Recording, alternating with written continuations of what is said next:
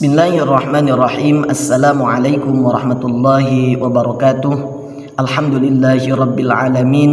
Wabihi nasta'inu ala umuri dunya waddin. Wassalatu wassalamu ala asyrafil anbiya'i wal mursalin Sayyidina Muhammadin wa ala alihi wa sahbihi ajma'in, amma ba'd. Rekan-rekan semuanya, sepatutnya kita berbahagia dan memanjatkan puji serta syukur kehadirat Allah Subhanahu wa taala.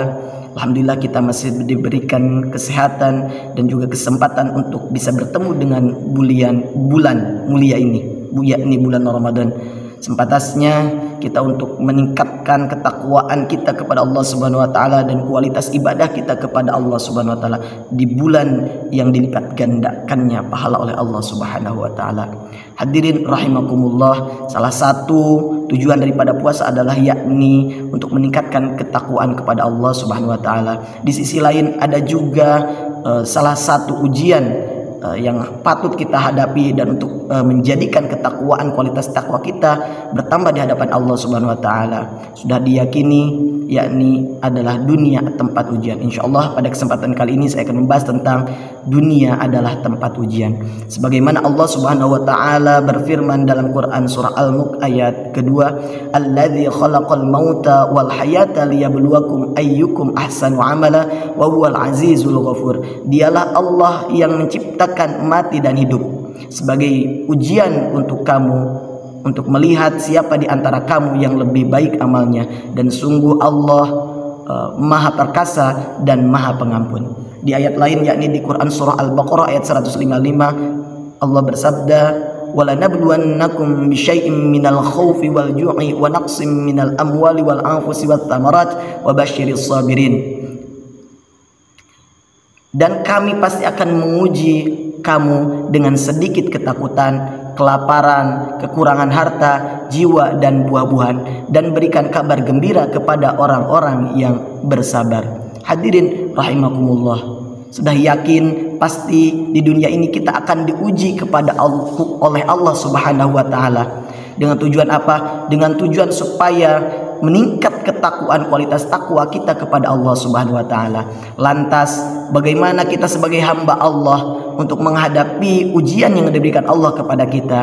Minimal ada dua caranya, yakni di penggalan akhir ayat yang tadi, wa basyiris sabirin. Berikanlah kabar gembira kepada orang yang bersabar. Pertama adalah ketika kita diuji oleh Allah Subhanahu wa taala, yang pertama adalah terima dulu ujian tersebut dengan kesabaran, dengan lapang dada, dan terus kita melaksanakan ikhtiar kepada Allah Subhanahu wa taala. Apa ciri orang yang sabar? Yani alladzina idza asabatuhum musibah qalu inna lillahi wa inna ilaihi rajiun, yaitu orang-orang yang ketika diberikan musibah, diberikan ujian, dia mengucapkan inna lillahi wa inna ilaihi rajiun, sungguhnya aku ini adalah milik Allah dan aku akan dikembalikan kepada Allah Subhanahu wa taala. Apa solusi yang kedua? Yakni di ayat Al-Baqarah ayat 153-nya, ya ayyuhalladzina amanu sta'inu bis-sabri was-shalah innallaha ma'as sabirin. Hai orang-orang yang beriman, ista'inu meminta pertolonganlah kalian kepada Allah, bis-sabri dengan sabar, was-shalah dan dengan salat. Yani setelah kita menerima ujian tersebut dengan sabar, maka kita laksanakanlah salat, berdoa kepada Allah, mintakan solusi atas ujian yang ditimpakan kepada kita semua. Karena secara bahasa salat adalah ad-du'a. Insya Allah ketika ujian tersebut diterima dengan kesabaran dan kita melaksanakan salat kepada Allah Subhanahu wa taala dan meminta doa di dalamnya untuk mendapatkan solusi atas ujian yang kita terima, insya Allah kita termasuk orang-orang yang bertakwa kepada Allah Subhanahu wa taala karena telah mengamalkan apa yang ada dalam Al-Quran dan apa yang diberitakan oleh Allah dalam Al-Quran.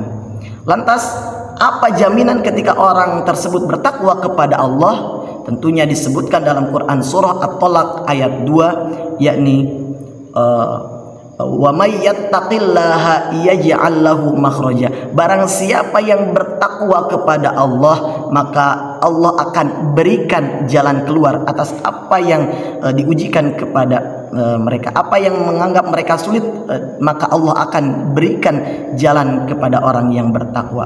Lanjutannya ayat ketiga, wa yarzuqhu min haitsu la yahtasib. Kata Allah, maka dan aku akan berikan rizki kepadanya min haitsu la yahtasib, dari arah yang tidak disangka-sangka. Masya Allah. Insya Allah ketika ketakwaan kita terjaga dengan ujian yang ditimpakan oleh Allah atau ujian yang diterima kita, ketika takwa kita bertambah, insya Allah kita akan bahagia di dunia dan akan bahagia di akhirat. Itu saja yang dapat saya sampaikan. Mudah-mudahan kita semua termasuk hamba-hamba Allah yang diridhoi olehnya, sehingga kita hidup di dunia bisa mendapatkan keridhoannya, kebahagiaan di dunia dan juga kebahagiaan kelak di akhirat, yakni berkumpul masuk di surganya Allah Subhanahu wa taala dengan keridhoannya. Hasbunallah wa ni'mal wakil, ni'mal maula wa ni'man nasir. Wassalamualaikum warahmatullahi wabarakatuh.